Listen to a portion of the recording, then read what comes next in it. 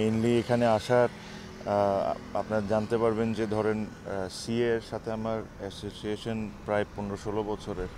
তো ওরা আমি ইন্টারন্যাশনাল ক্রিকেট রিটায়ার করার পর ওরা আমার জন্য একটা স্পেশাল এডিশন 150 পিস একটা ব্যাট বানাচ্ছে।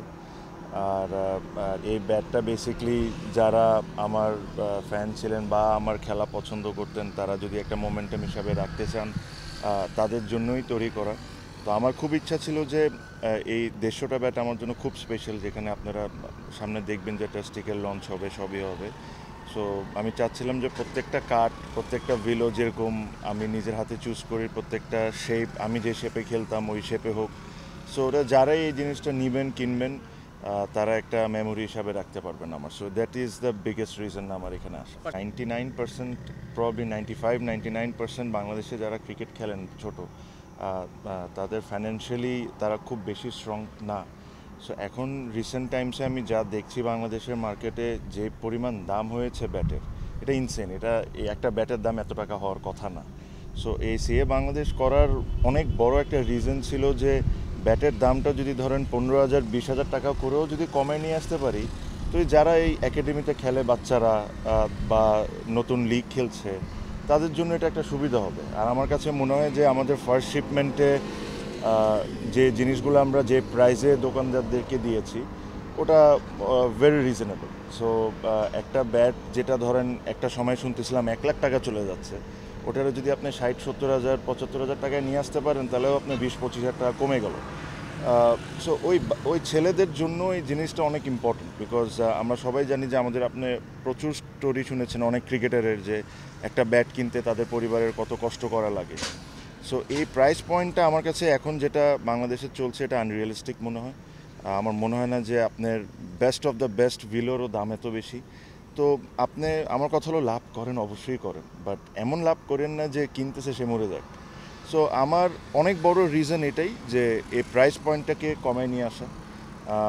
আমি এই ব্যবসা করে প্লেন কিনতে পারবো না, না বাড়ি করতে পারবো, এটা আমার একটা খুবই শখের একটা ব্যবসা। আমি ক্রিকেট খেলেছি, আমি ব্যাট পছন্দ করি, but one of the biggest reason is যে প্রাইস কন্ট্রোলটা করাটা অনেক ইম্পর্টেন্ট হয়ে গেছে, স্পেশালি যারা বাচ্চা তাদের জন্য।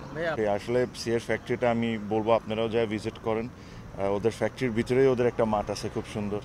তো ওর যে মালিক, ওর সাথে আমার খুবই ভালো বন্ধুত্বর মতোই, ভাইয়ের মতোই সম্পর্ক।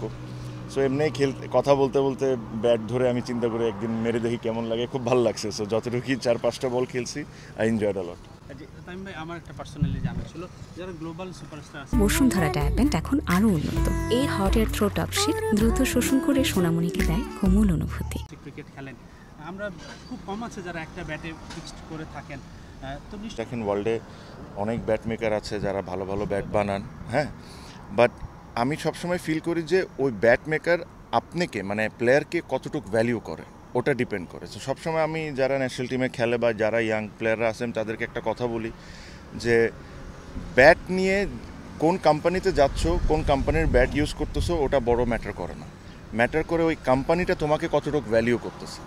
তোমাকে যদি টপ কোম্পানি ভ্যালিউ না করে ওখানে থেকে আসলে কোনো লাভ নেই। কিন্তু একটা মাঝারি কোম্পানি, ছোট কোম্পানি তোমাকে অনেক ভ্যালিউ করে, তুমি কী চাও না চাও তোমাকে ভালো জিনিস দেয়, তাদের সাথে সবসময় থাকা উচিত। সি একটা অনেক বড় কোম্পানি, আপনি যদি টপ 3 টপ 4 হিসাব করেন ওয়ার্ল্ডে, সি এর নাম আসবেই। সো ওরা আমাকে যেভাবে করে ভ্যালিউ করেছিল, যতটুকু আমার যা নিড ছিল সবসময় ফুলফিল করতো। সো এই কারণে আমার সি এর সাথে এত বছরের সম্পর্ক। আর এখন যারা সি এর সাথে আছে ওদেরকেও আমরা এই জিনিসটাই করি যে কত টাকা পয়সা পাবে, এই পাবে, ব্যাট কেমন পাবে, এগুলো secondary. It is the value, okay আমরা কতটুকু ভ্যালিউ করতেছি, দ্যাট ইজ মোস্ট ইম্পর্টেন্ট। এই স্পন্সরশিপ তো মেইনলি মাদার কোম্পানি করে, যেটা সিএ ইন্টারন্যাশনাল, যেটা পাকিস্তানের। প্লাস আমরা তো একটা সোল ডিস্ট্রিবিউটরশিপ বাংলাদেশে। আর আমরা এখন দেখছেন অনেকে সিএ দিয়ে খেলছে, রিসেন্টলি আমরা মিরাজকেও সাইন করেছি। সো আমরা চেষ্টা করি যে যারাই বাংলাদেশ টিমে খেলতেছে তাদেরকে বেস্ট পসিবল জিনিস প্রোভাইড করা। প্লাস ইভেন বাংলাদেশে যারা লোকাল মার্কেটে খেলে, লোকাল লিগ খেলে, যারা ছোট বাচ্চারা, ওদেরকেও একটা রাইট প্রাইস পয়েন্টে ভালো জিনিস দেওয়া। বিকজ আমার কথা হলো সবাই লাভ করুক, মানে আমি লাভ করি, দোকানদার লাভ করুক, সবই ঠিক আছে, বাট এমন কোনো কিছু না করি যেটা মার্কেটটাকে ডিস্ট্রয় করে দিবে। যেরকম এখন আমি দেখি 1 লাখ 1.5 লাখ টাকাও ব্যাট চলে যাচ্ছে, 1-1.5 লাখ টাকার পৃথিবীতে কোনো ব্যাট নেই। আমি 17 বছর ধরে খেলি, আমি ব্যাটের ব্যাপারে অনেক ভালো আমার আইডিয়া আছে, বাট যে জিনিসগুলো এখন হচ্ছে বাংলাদেশে, এটা আমার কাছে মনে হয় না ঠিক। প্রাইস পয়েন্টটাকে এভাবে করে নিয়ে আসতে হবে যে অ্যাটলিস্ট যারা ফাইন্যান্সিয়ালি অতটা স্ট্রং না তারা যেরকম ভালো জিনিস পাক, উইচ ইজ ভেরি ইম্পর্টেন্ট। বিক্রি করি না, আমি যারা শপে বিক্রি করে তাদেরকে আমি প্রোভাইড করি। সো আমার কাজ হলো, হ্যাঁ, সো ওইটাই আর কি। এখন এখানে যখন আসছি, আমার নিজের লাইন যেটা আসতেছে ওটা সহ ফিউচারে যে ব্যাটগুলো বাংলাদেশে যাবে ওগুলো প্রত্যেকটা ব্যাট আমি চেষ্টা করছি হ্যান্ড পিক করে দেখার, বিকজ আমি বিশ্বাস করি যে আমার কিছুটা হলো আইডিয়া আছে এই ব্যাপারে। সো আশা করি যখন এই জিনিসগুলো মার্কেটে যাবে বাংলাদেশে বাচ্চারা এনজয় করবে। প্রতিটা ব্যাটে একটা বারকোড থাকে এখন, আপনি বারকোডটা স্ক্র্যাচ করে ওই নাম্বারটা ওয়েবসাইটে সার্চ করলে আপনাকে ওয়েবসাইটই বলে দেবে যে জিনিসটা অরিজিনাল কি অরিজিনাল। এটা আরেকটা চ্যালেঞ্জ বাংলাদেশে, আসলে প্রচুর পরিমাণ ফেক জিনিসপত্র বিক্রি হয়। সো এখন অ্যাটলিস্ট সবাই জানে যে বাংলাদেশে সিএর একটা অ্যাড্রেস আছে, কোন জায়গার থেকে নিতে হবে না নিতে হবে এটাও সবাই জানে। সো আশা করি ওরা রাইট জিনিসটা রাইট দামে পাবে। অবশ্যই ফিজিক্যালের দিক থেকে, ডক্টরের সাইড থেকে আমি এখন পর্যন্ত সবই পজিটিভ নিউজ পাচ্ছি। জুলাইতে আমার রিচেক আপ আছে সিঙ্গাপুরে, সো ওখানে যায় কিছু টেস্ট হবে, ওগুলা যদি গ্রিন সিগন্যাল পেয়ে যাই তখন যতটুকু ডক্টরের সাথে কথা হয়েছে আমাকে অ্যালাউ করে দিবে খেলার জন্য। সো তারপর থেকে হয়তোবা দেখবেন আমার ফিজিক্যাল অ্যাক্টিভিটিস এভরিথিং শুরু হয়ে যাবে। এখনই হাঁটাচলা বলেন, হালকা স্লো জগিং বলেন, এগুলো অ্যালাউ করছে, আমি যেগুলো করছি। জুলাইয়ের ওই ক্লিয়ারেন্সের জন্য ওয়েট করছি, যেটা আমি ভেরি হোপফুল।